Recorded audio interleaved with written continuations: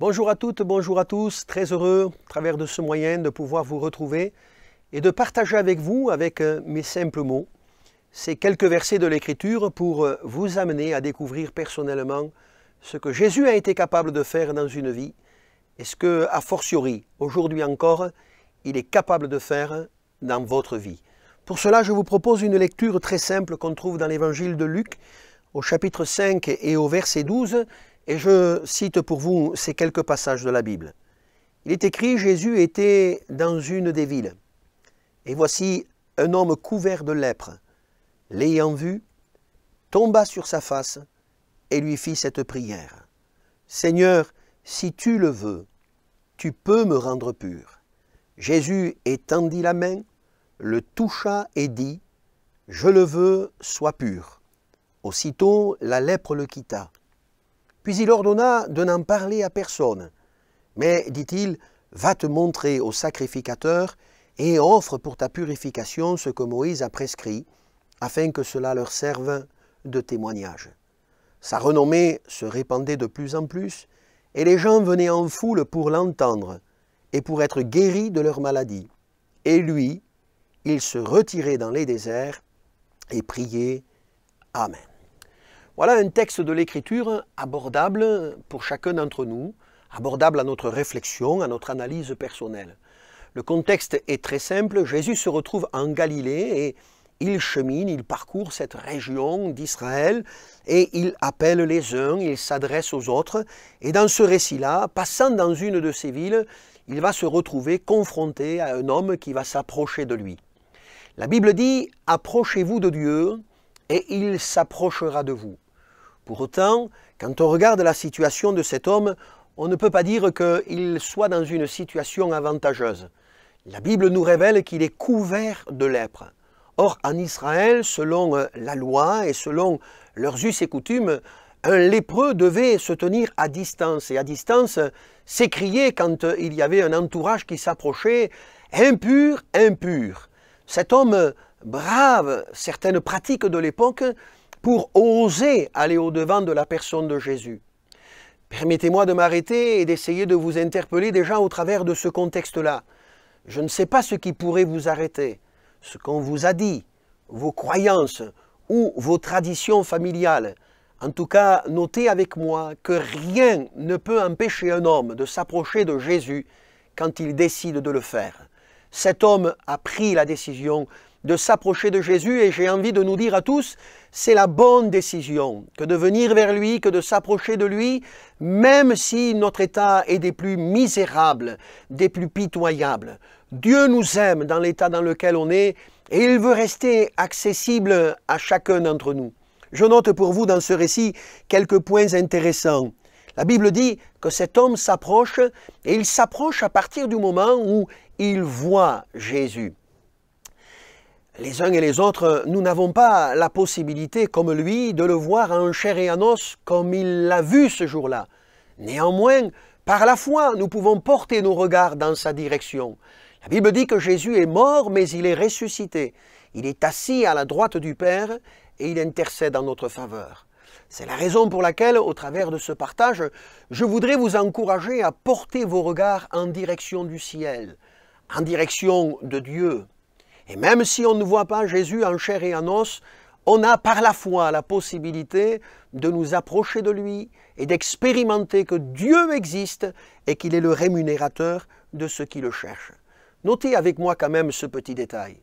L'ayant vu, et nous portons nos regards dans sa direction, regardant à Jésus, il tombe, dit l'Écriture, sur sa face.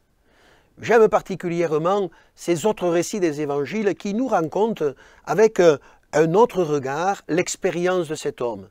Ces évangiles nous permettent de comprendre la manière dont les choses se sont passées. Dans un évangile, plus exactement celui de Matthieu, il est dit, au lieu de tomber sur sa face, qu'il se prosterna devant lui.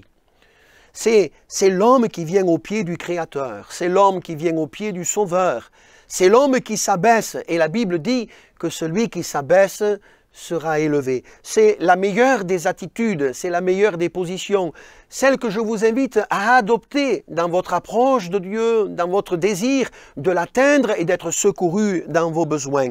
Mais dans un autre évangile, il nous est dit qu'il se jeta à genoux.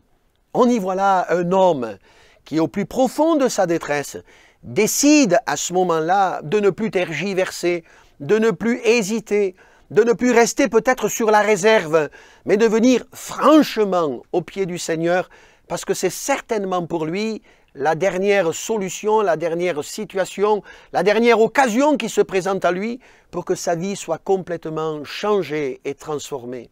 Je voudrais vous dire, au travers de ces quelques moments, que Jésus est réellement le remède à vos maux et qu'il faut venir là où vous vous trouvez, dans votre maison, et vous jeter à ses pieds, c'est-à-dire peut-être descendre de votre hauteur et considérer d'une manière authentique que vous avez besoin de lui dans l'état dans lequel vous vous trouvez.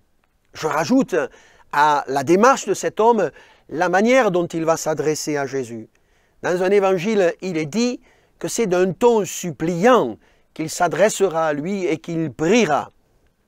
Cette manière de supplier Jésus m'amène à penser que, à ce moment-là, tout en s'approchant, il appelle à l'aide ce Sauveur merveilleux. Vous savez, la Bible dit que notre Dieu est un Dieu compatissant, c'est un Dieu miséricordieux. D'ailleurs, dans un autre texte, il nous est dit que Jésus, ému de compassion, va le toucher. Donc, il ne se trompe pas de porte et il s'adresse au Dieu plein d'amour, plein de compassion, miséricordieux, mais d'un ton suppliant, c'est-à-dire l'invoquant, l'appelant à l'aide. Il expose sa détresse et j'ai envie de dire que Jésus, le voyant, peut très bien se rendre compte de l'état dans lequel il est. Comme de la même manière, le regard du Seigneur se porte sur la vie des hommes et des femmes que nous sommes sur cette terre, non pas pour nous épier ou pour nous rendre mal à l'aise, mais son regard est empreint d'amour, sa sollicitude à notre égard est réelle, sa compassion authentique. Dieu nous aime et il n'attend qu'un geste de notre part, qu'une parole de notre part pour intervenir et nous bénir. L'invoquant dans sa détresse, il permet à Jésus de répondre maintenant. Et l'Écriture nous invite à comprendre comment les choses se sont faites pour que nous comprenions que de la même manière, nous aussi, nous pouvons expérimenter la grâce de Dieu. Il a vu Jésus, il se jette à ses pieds, il invoque dans sa détresse pour qu'il soit sauvé, aidé dans sa situation. Et la Bible dit, Jésus étendit la main. Voyez-vous, à chaque fois, et je le crois que nous annonçons l'Évangile, que nous proclamons la bonne nouvelle de Jésus-Christ, que nous nous appuyons sur le témoignage de ces hommes et de ces femmes qui, par le passé, ont expérimenté la grâce de Dieu, c'est une main de Dieu qui se tend en direction des hommes, comme pour nous dire ou nous rappeler aux uns et aux autres que ce que ces hommes ont fait, ont vécu, ont expérimenté, nous pouvons aussi le vivre et l'expérimenter. Aujourd'hui comme hier, la main de Dieu se tend dans votre direction. J'ai envie de vous dire, saisissez la main de Dieu. Obtenez le secours dont vous avez besoin, la miséricorde, la grâce, l'intervention de Dieu. Jésus vous tend une main, il te tend la main, comme nous le chantons, pour te sauver et pour te racheter. Et la Bible dit que l'étendant, il va le toucher. Et en le touchant, il va prononcer une parole qui, je le souhaite, puisse résonner dans votre cœur en cet instant. Il dira, je le veux, sois pur.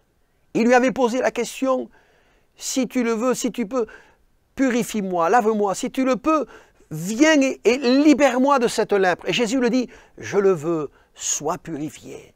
La volonté de Dieu, c'est que tous les hommes soient sauvés et parviennent à la connaissance de la vérité.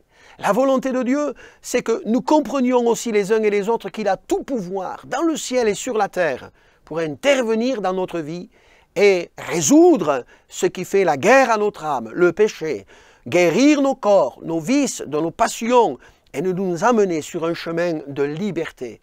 Si donc le Fils vous a franchi, dit la Bible, alors vous serez réellement libre. C'est pourquoi nous avons ces moments, ces quelques enregistrements, pour nous faire l'écho de ce que la Bible enseigne. Et nous le croyons, le Dieu que nous annonçons, que nous chantons, que nous servons est vivant. Et parce qu'il est vivant, il peut sauver parfaitement tous ceux qui s'approchent de lui, intercédant en leur faveur. Notre Dieu n'a pas changé. Il a des oreilles pour nous entendre, des yeux pour nous voir, mais aussi des mains pour nous toucher et nous purifier, pour que nous repartions dans notre quotidien, dans notre marche ici-bas, et qu'en cheminant comme cet homme, comme dit un certain évangéliste, d'une manière haute, nous puissions publier sans honte ce que Jésus a fait dans nos vies. Comment il a eu pitié de nous. Pour autant, Jésus a dit à cet homme de ne pas répandre la nouvelle. Mais j'ai envie de lui donner cette circonstance atténuante. Comment garder pour nous-mêmes ce que Jésus a fait pour nous? Il nous a sauvés, il nous a guéris, il nous a délivrés, il nous a affranchis de ce qui nous a vilissés, et nous voulons le crier haut et fort. Voilà la vérité. Jésus est vivant pour nous sauver, pour nous guérir, pour nous délivrer. Il l'a envoyé ce jour-là vers les sacrificateurs pour que selon la loi, le témoignage soit donné de sa guérison. Mais en même temps, j'ai envie de vous dire, ces religieux avaient besoin aussi de recevoir le témoignage que des mains de Jésus, cet homme avait reçu la guérison. Qui que nous soyons, quel que soit notre parcours, voilà ce que nous voulons annoncer clairement, haut et fort. Jésus sauve, il guérit, il baptise de l'Esprit et il revient bientôt. Dans ce texte que j'ai partagé avec vous, nous nous arrêtons en concluant simplement sur le fait qu'au travers de ce miracle, la renommée de Jésus s'est répandue aux alentours, au point que Jésus ne pouvait pas entrer dans des villes comme il le souhaitait. Alors il se tenait dans les déserts et les gens en foule venaient en lui. Et pour autant, malgré tout, il se mettait à l'écart et il priait. Maintenant, cette relation qu'il avait avec le Père, priant en faveur des hommes et des femmes que nous sommes, rien n'a changé. Dieu prie, intercède en ta faveur, pour qu'au travers de ces moments, ton cœur s'ouvre, s'incline, et que tu comprennes que ce que Jésus a été capable de faire dans la vie de cet homme, ce qu'il a été capable de faire dans ma vie, il est capable aussi de le faire dans ta vie. Pour cela, j'aimerais que vous me donniez l'occasion maintenant simplement de vous demander de fermer vos yeux là où vous êtes, de vous incliner, d'ouvrir votre cœur. Je vais prier et au moment de la prière, permettez à Dieu de vous toucher, de vous bénir au travers de ces moments.